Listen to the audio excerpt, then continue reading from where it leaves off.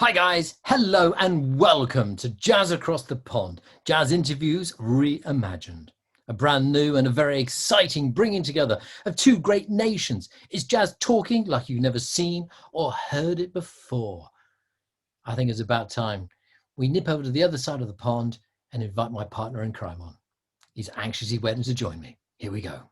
So there he is, the main man, my partner in crime, Mr. G, Monsieur. Well, and Mr. Roger, how are you? I'm What's this very, very. French? What's this French stuff going on now? Oh, All I of a don't know. I sudden, think I'm still inspired by Philip Sayce, our wonderful French instrument interview from a couple of weeks ago. It still just blows me away. I've watched it back a couple of times. Incredible interview. Anyway, it's a warm welcome to Jazz Across the Pond from me, Roger Lee, aka the Jazz Cat. and I'm Kevin Goolsby calling from the United States, and they call me Mr. G. Right, Mr. G. Mr. G. Mr. Kevin Goolsby, the tango to my cash. Oh wow! Whoa! The tango to your cash. Wait a minute. What are we talking about here? I mean, that sounds like a proposition to me, Mister. No. I'm sorry, sailor, but this dance card's punched. Sorry. No, I'm talking buddy films, those American great buddy films, and the 1989 American buddy film starring Sylvester Stallone and Kirk Russell, The Tango to My Cash. Oh, you were trying to get me to dance for money or something.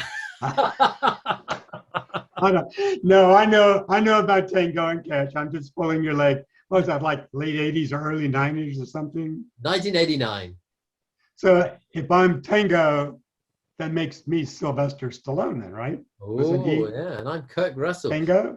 Yeah, I think so. Tango? Yeah. Anyway, that's another story. Anyway, great to see you, my friend. And so, last week's interview, the lovely Jessie J from California.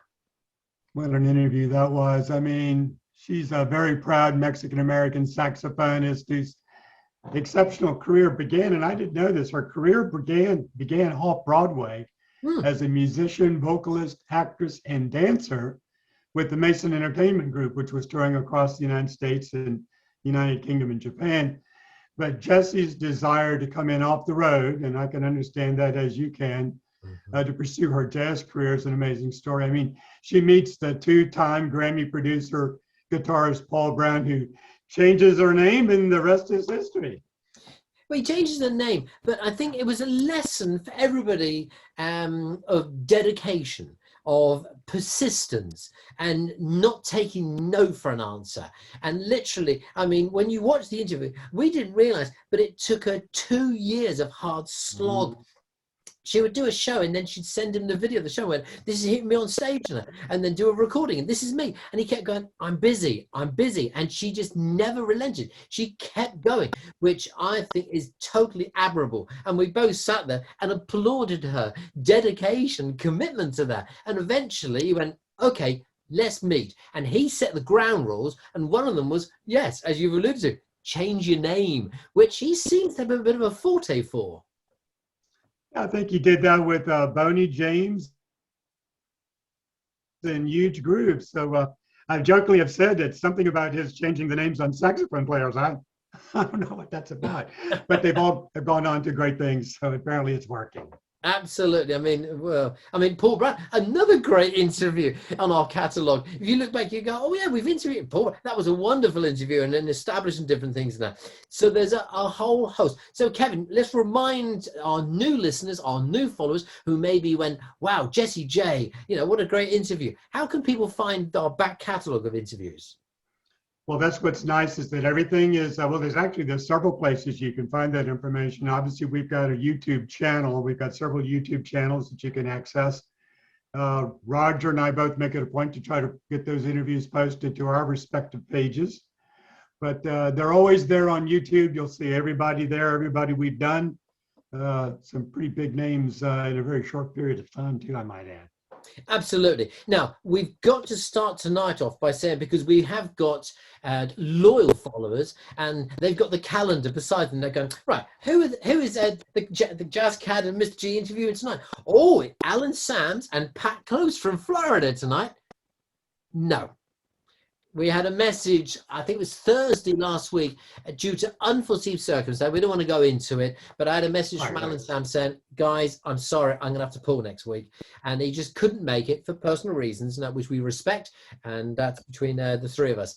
So we contacted Pat Close, which was a shame because he did a great video of him doing his voice link.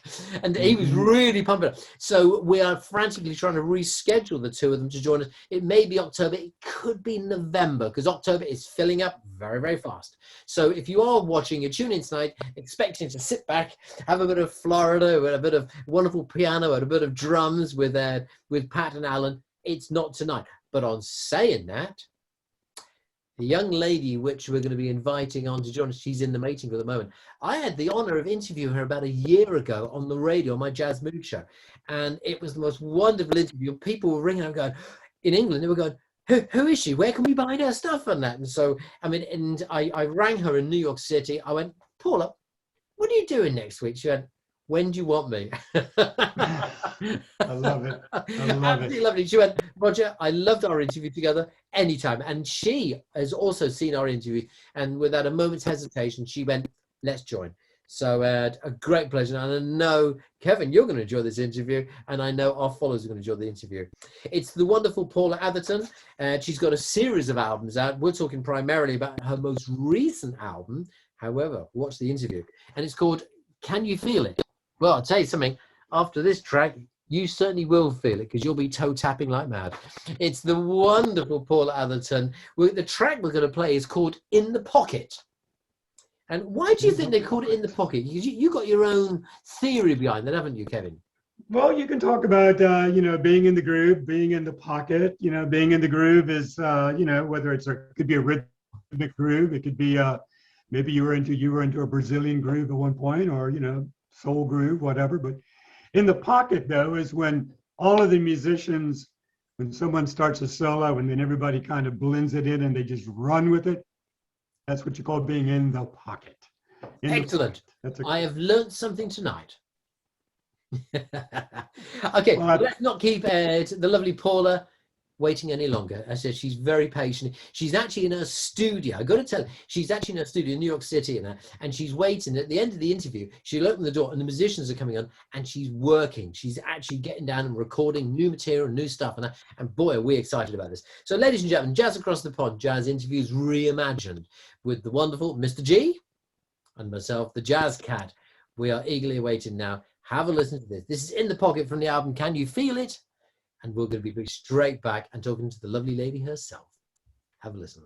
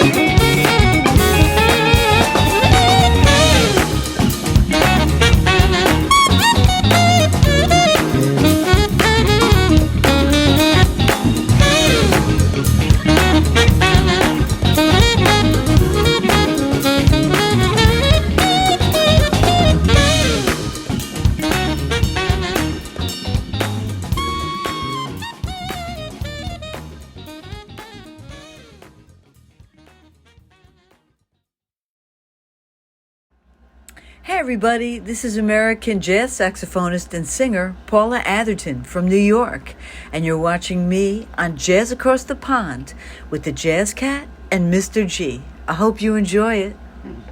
Well, what can I say about that track? That is the wonderful, wonderful track, and I use the term fabulous. It's a fabulous track from an incredible album called Can You Feel It? We certainly felt it from this end. It was going wilder, toe tapping. That's a wonderful track in the pocket. Ladies and gentlemen, what can we say about this week's very, very special guest? A multi-talented American smooth jazz saxophonist, flautist, singer. Ladies and gentlemen, join us as we welcome the wonderful, the delectable, the delightful, the very talented, all the way from New York City. No, Kevin, it's not you. Ladies and gentlemen, the Paula Atherton. Please welcome, extend our welcome. Hey, how's it going? Good. How's yourself? Very good. We're actually working on a new album, and we have a recording session for it today as soon as my interview is done. You're busy. Awesome.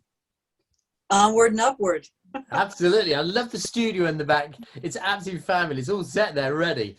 Anyway, let's crack on. So we've got a lot to talk about. Paula, welcome back, because of course I had the great pleasure of interviewing you on my Jazz Moods radio show. We had a phone interview and it was a great interview. A lot of followers went, wow, this is wonderful. So it's great to invite you and have you come back and join us again. So thank you very much.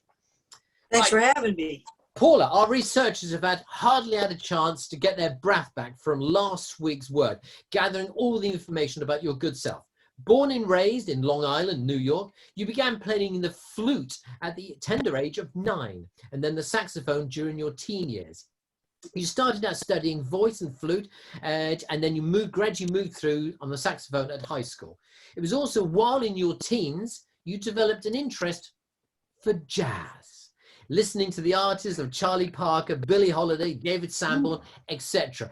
Would you please tell our followers more about your incredible childhood, your introduction into music? Did you come from a musical family? And how you transcended from the flute to singing and then ultimately into the saxophone? Over to you. Well, no, there were no musicians in my family. I wish there were, because I wanted a piano when I was about 5, and I asked for it, and my parents just thought I was crazy, like I saw something on TV or whatever, but I actually wanted a piano because I wanted to learn about music, and I think I wanted to write, like even then. So I didn't have an instrument till school, and I was already in chorus, and in 4th grade there was band, and they asked us what instrument we wanted, and I think I picked drums first, and they were like, no, little girls don't really play drums. I mean, now it's like a little bit different. They're not so ridiculous about,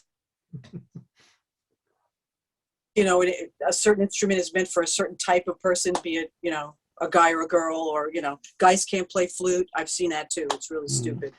So anyway, they said, how about a flute? And I was like, okay, because 4th grade, you're like 9 years old, I think, and I was just dying to play music on anything that I could learn on. So I took that. And when I started to learn about jazz and I started studying privately, I was in my teens, and I was learning about harmony, and what really helped me with phrasing and to try to get an idea what jazz players do when they take a solo. Like first I sang along with Billie Holiday recordings to get the idea of her phrasing and the way she embellishes a melody kind of simply. And then, as you mentioned before, I didn't start with Charlie Parker. That was a little bit later. No. But Lester Young and Billie Holiday were like the first 2 people that I listened to. I sang along with Lester Young's solos in the beginning. I wasn't transcribing them or anything, just to get the curve of his solos, and to hear the sound of like certain notes that he picked to play over certain chords. And then after like singing along with that and playing along with it on my flute, I just didn't have enough colors with the flute to express what I wanted to do. So I went to another member of the woodwind family, being saxophone. Mm-hmm. And a lot of the fingerings are the same between flute and saxophone. You'll see a lot of woodwind players play more than one. I'm a clarinet owner. I would never really say I was a clarinet player, but I do play alto, soprano. I play Barry on recordings, never live, and flute. And yeah, that's kind of how I came into it. Well, Paula, you know, when you talk about your musical education, where I was really blown away, and you know, not that it takes an awful lot to blow me away, but when you talk about picking up the saxophone, starting when you did in high school, and that you had notable, it was described as having notable jazz artists as your instructors, but maybe you might want to share with our listening audience who those two instructors were. Well, one of them was Lee. Lee Konitz, yeah. Lee Konitz. The other was Bob Mintzer. Bob Mintzer, yeah. I mean, what was that like? I mean, at the time, obviously that didn't really resonate with you, or did it? Who these guys were? Oh yeah, I absolutely knew exactly who they were. That's why I went to them. You know, I had listened to their recordings and I knew who they were. I studied with some other people in the Lenny Tristano school. Mm-hmm. Studied harmony with Sal Mosca and Lee, you know, Lee Konitz, who we just lost. I think it was last year due to COVID. 2 years ago. Is it 2 years now? Mm-hmm. Lee used to play with Lenny, and you know, had that kind of approach, harmony sense and sound, and Bob Mintzer being kind of, you know, different end of the spectrum with that, you know, more modern player. More modern harmonically. More fusion. And, yeah. I mean, he's been in the Yellow Jackets now for a real long time. I think he's probably the main composer. He's such a great composer, you know. Well, he and Russell both, Russell Ferrante, both of them have been prolific composers for the Yellow Jackets. Yeah, Bob's big band, you know, amazing. Oh, yeah. Yeah, Roger's been delving into some big band music by Bob Mintzer for quite some time. Oh yeah. So, Yeah. So tell us a little bit more about working with Lee. I mean, Lee, that's mind-blowing for me because, I mean, obviously he was, some people would say he was overshadowed by Charlie Parker, but he wasn't, in the sense that while everybody else may try to play like Charlie Parker back in the day, Lee had his own sound. And Oh, that was yeah. very distinguishable. Yeah, very different than Bird, very different. Yeah, like Lee was considered to be, you know, the cool school, that kind of sound. Lee Konitz, Paul Desmond, Art Pepper, you know, that kind of sound and approach. And Charlie Parker had his own sound, of course, and a different approach to his playing, you know, maybe less laid back, a little bit different harmonically. I mean, it's just great because you can learn so much from any of these great artists, you know. Yeah. And I always think, you know, when I talk about education, which I feel is like super important, music education in schools, or anybody learning how to play an instrument, I tell them, check out everyone that played your instrument, whether it be jazz, classical, rock, anything. Just see what can be done with that instrument. And then you take all that and then you make your own path. You make your own way. You find your own sound. You find your own voice. And that's what's so cool about jazz. You can kind of like have your own identity with it. It just, you know, you may not be the next Charlie Parker or someone that's going to change jazz the way Miles Davis did, but you make your own fingerprint, your own imprint with it. And, you know, you just move the genre maybe a little forward or just give it a different kind of flavor. It's all important. Absolutely. And that is paramount. I mean, because you make lovely soulful groove, contemporary jazz with blues, a bit of Latin, a bit of R&B. But you emerged from New York area in the early 2000s and have shared the stage with such greats as Gerald Albright, the Rippingtons, massive. I've got a whole section of the Rippingtons there. Hiroshima. Now, Hiroshima, I mean, I love the album, The Bridge from the Hiroshima. What an incredible band. And of course, work closely with guitarist producer Nick Corleone. Now, And working with these great musicians, the Russ Freeman of the and of course Jeff Koshua, all the rest. So working with these great musicians, what do you feel you picked up? And I think you've alluded to it there, you know, picking up all these different styles and techniques and that. But working with these great guys, what do you think that you picked up? Well, each person has something different to offer, you know. And if you just really kind of like watch what people do, sometimes when they I'm in the studio and the phone's ringing. Sorry about that. It's a booking. You just watch. Yeah. You watch the way they approach anything, the way they come to the stage, the way they segue tunes together or not, the way they address the audience. I mean, it's endless, the things that you can learn from watching someone that's been doing it for a long time. Everybody has their own kind of style about doing things. And I just try to be like a sponge. I just, you know, watch everything around me and just try to learn from it. I mean, it's great. I'm a massive, in a different thing, I'm a massive, I was a Charlie Chaplin fan. And even into his 90s, he was still learning. He learned a new word every day. He never got to, he said, if he got to the stage, he'd learn everything. That was it. And he, you know, even so someone like of his caliber, and you adapt that into the music world. And there are so many great musicians that still embrace it. And no matter how, Tony Bennett is still learning and that, you know, so you think, well, this is just great. And it's admirable. So as a solo performer, you debuted in 2001 with Let Me Inside Your Love, and you followed up with the 2009 Groove With Me. Great album. I love that album, in which featured collaborations with guitarist Chieli Minucci. Now, Chieli was a guest on this show about 2 months ago with Ollie So, a great guy. I mean, the comment, we just led a line and he just went with it. He was so passionate about jazz and that. And of course, trumpeter Greg Adams. Now, how do you feel that the music changed from your debut album, taking it up to the Can You Feel It? How do you think things have changed musically for yourself and that? Well, I kind of found my way with Groove With Me. Let Me Inside Your Love was kind of just a collection of songs that I had been recording. We just put it together. I didn't really have any money. I didn't know what I was doing, so I didn't really do any promotion on that, you know. I just kind of like finished my first album and went, I don't know what to do now. I finished it. But and up until then, I had been like writing more complicated music, like fusion. And, you know, I couldn't really find an outlet. Like, if people can't hear your recordings, they won't buy them. They won't come to your shows because they don't know you. Yeah. So you need to be able to have your music have an outlet, such as certain types of radio, you know, be it terrestrial, satellite, Music Choice TV, or whatever.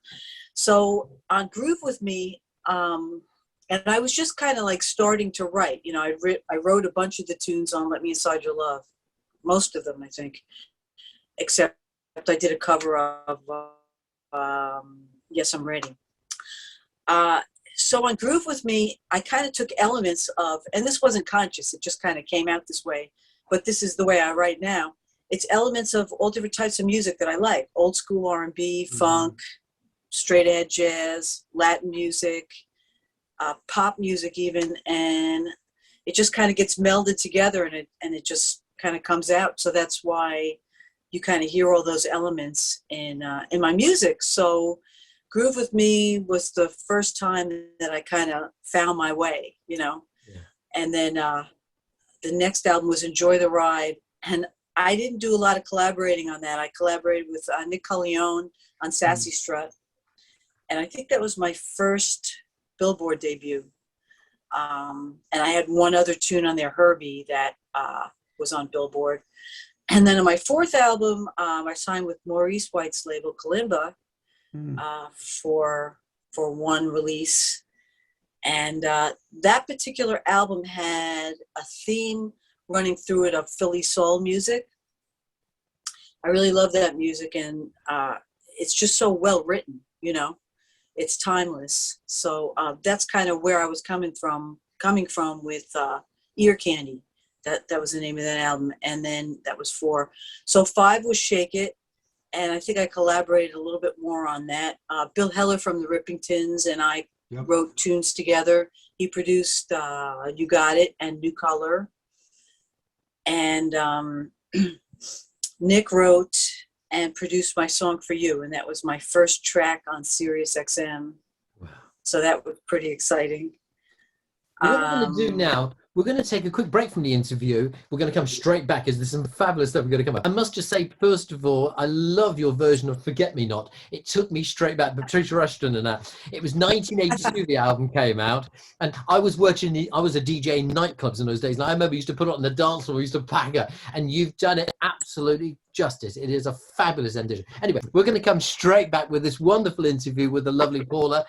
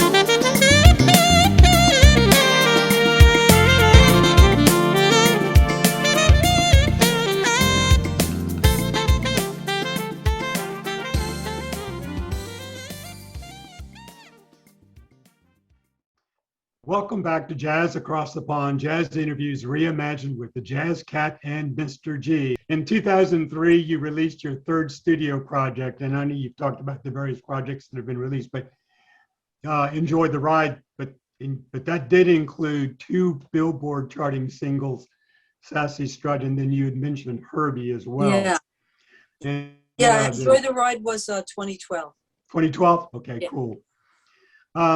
Now, what's interesting is that your music has been described as a soulful, groove-oriented contemporary jazz with elements of blues, Latin, and R&B, which Roger had mentioned earlier. Now, Yeah.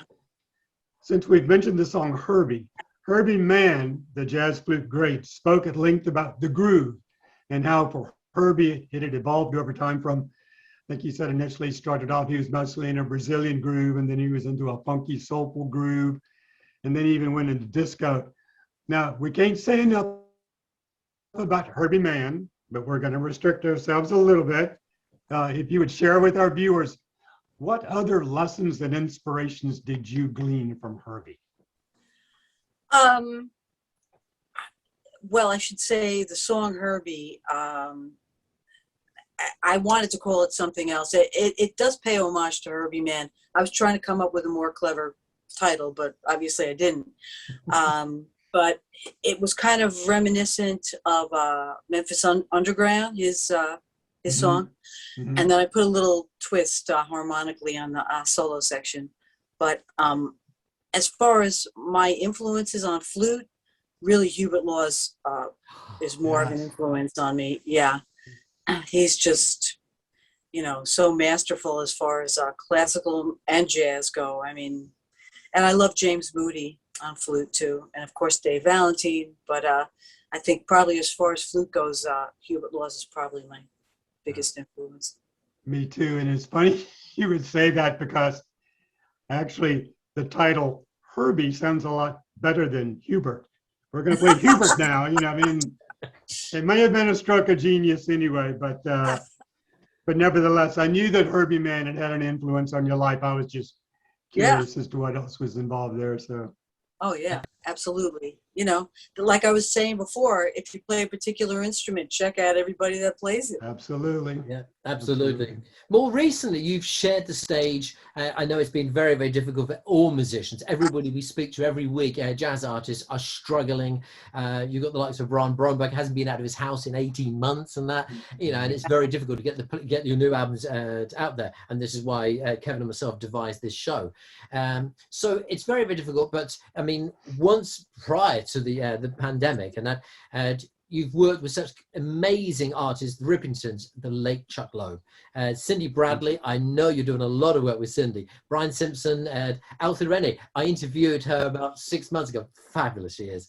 480 East, David Sandberg, Bob James, Mark Anthony, Chieli Manucci, and you've also worked with the traditional field. Now, we've alluded to this slightly, but one of the most notable performances was being a week-long engagement at the Blue Note in New York City with the pianist and the great legend Hank Jones. Now, that must have been, from what you were doing, all those wonderful styles of music, to suddenly go back to traditional jazz, that must have been incredible for you. Please tell us more. Yeah, well, I come from traditional jazz. That's how I studied, learning. So I actually originally wasn't on that particular date, but the saxophone player canceled and the booking agent called me and said, would you like to play with Hank Jones next week at the Blue Note? And I was like, this is a joke. What? He said, no, I'm not kidding. We're doing a tribute to Frank Sinatra and the alto player canceled. Can you do it? I was like, yeah. Wow. So what was really so cool, I mean, first of all, Hank Jones, oh my God. But two of the other guys that were in the band, Joe Wilder was playing trumpet and Eddie Burt was playing trombone. We've lost all three of those wonderful artists at this point. But every night they would tell me what it was like on 52nd Street and playing with Dizzy and Charlie Parker. And like every night they tell me these stories and I was just like, I love that. I love that. Hearing it, from a person that was like embroiled, like right in the center of it, and it was really great. It was amazing. Excellent. I mean, You'll is it have to. made you think maybe of, I know you've already alluded to the fact you're starting to work on a new album. Wouldn't it be great in the future maybe to do an album dedicated to traditional jazz and get some of these wonderful that are still with us into a studio and pay homage to them, do a traditional jazz album? I would love that. I mean, I still do those kind of gigs in New York where I sing and play, you know, from the American Songbook, you know, all the old great songs. I love Nat King Cole, you know, all his tunes. I mean, I would love to do that. I hope to get to it. You know, it's hard to fit everything in. It's really hard, you know. Yeah.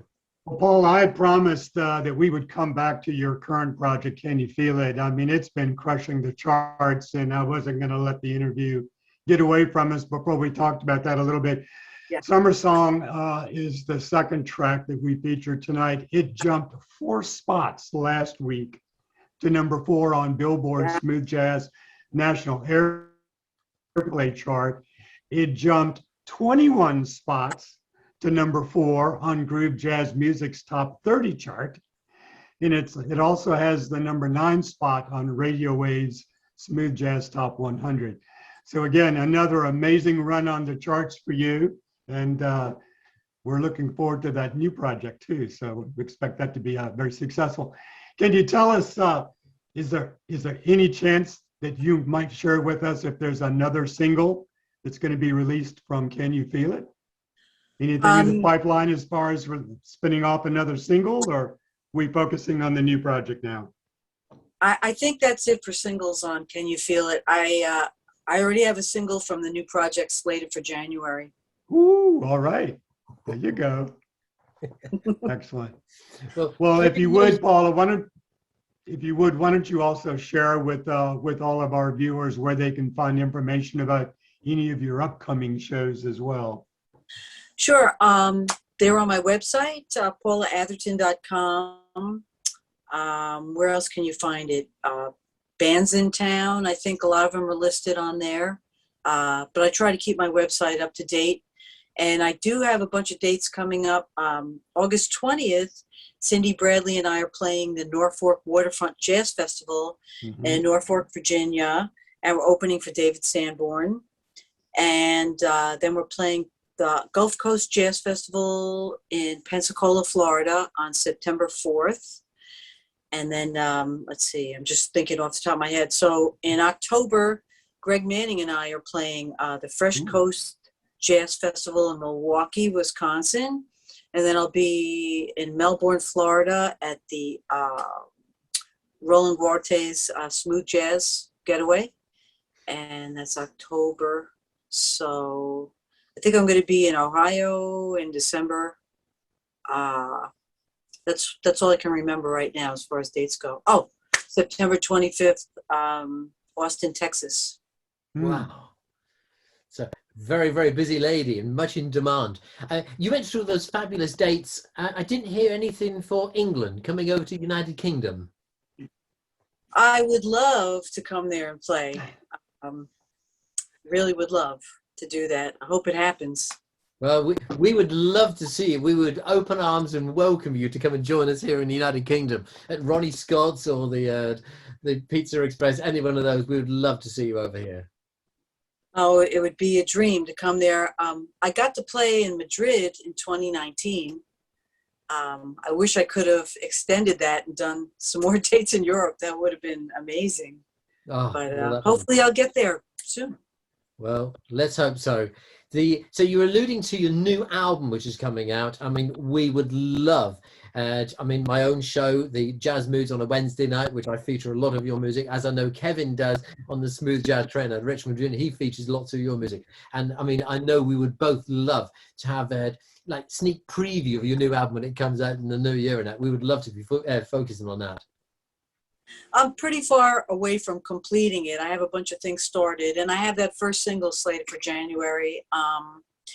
And I'm going to work with a bunch of different producers again, the way I did on Can You Feel It? I worked with 6 different producers on Can You Feel It? I don't know if it's going to be quite that many, but I expect to work with a few that I did work with on Can You Feel It? And then my first single I did with Jacob Webb. So that was a new producer for me to work with. And that's the one that's slated to come out in January. Now, we've spoken about, I mean, we know that you do a lot of work with Sydney Bradley and that, because we were trying to see if there's any way we could get Cindy onto the show with us, but she's got a new album coming out in the fall, so we're still trying to tie that together and that. But is there anybody in the pipeline, anybody you turn around and go, I would love to do a duet album with that person? An entire duet album? Oh, yes. I'd have to think about that. There's so many. I mean, working with different producers, I'm trying to work with as many different people as I can, because they bring their own thing to it, and a lot of times it'll take me to a place that maybe I wouldn't go if I was just doing it myself, So I do it for myself, for my artistry, to grow it, and also for the listeners, because I don't want all my recordings to just be like more of the same thing. You know what I mean? Absolutely. I want it to be. Well, I mean, the thing is, your albums, you can pick up any I one want to of your grow. I albums. want to be different. Yeah, and everyone, you put it on. There is a lot of artists who remain nameless. You put their album, and you put the next album, and there's a very samey sort of, they're playing it safe.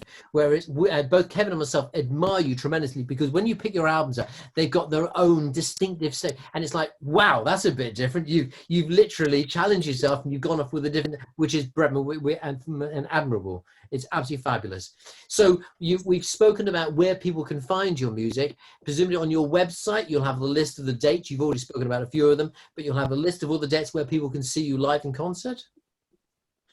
Yes, on my website. And as far as getting my music, it's available on Amazon or Apple Music. iTunes used to be. It's called Apple Music now.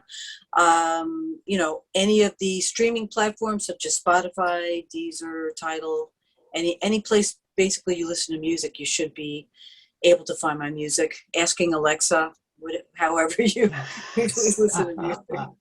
And on Watercolors, if you have Sirius XM or Music Choice TV. Well, we certainly recommend our followers, our listeners, to rush out and buy back catalogue, because they are all incredible albums, and we're both of us are a big fan of yourself and that. It's been an absolute pleasure. We're going to be finishing the interview off now. I'm going to get this one correct now. It's unlike me to make a mistake. We're going to finish this interview off with another track for that album, and we're going to slow it down to play it. We're going to play with Calling You, which is of course yourself on vocals. It's the most beautiful track. It's so mellow, and it's like, yeah, okay, then Calling You on vocals. The whole album, the lineup of musicians on there. There's vocal tracks. There's ones on saxophone, obviously, in that, and there's flute tracks on there. Absolutely incredible. Paula, we can't thank you enough for taking time out of the day. We know you're going back into the studio now to start more tracks and that. We can't thank you enough for taking time out of your day in New York City to join us. Thank you so much for having me. It was really fun. Not at all. Absolutely our pleasure. It really is. Say goodnight. Oh, the phone's ringing again. Say goodnight, Kevin. Good night, Kevin. Good night, Kevin. And it's good night from myself. So another interview again next week from everybody here on Jazz Across the Pond, Jazz Interview Reimagined with the lovely Paula Atherton. For everybody, good night.